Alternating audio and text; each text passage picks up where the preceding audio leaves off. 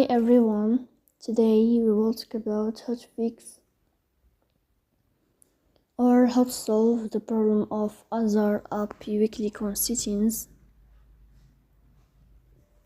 Here you will click on apps, default apps, app settings.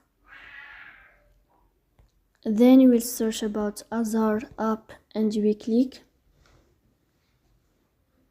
Here you will click on first stop and you will click OK.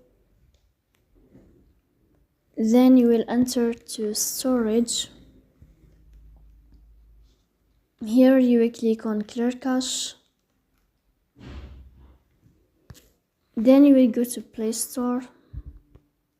You will search about Azar app.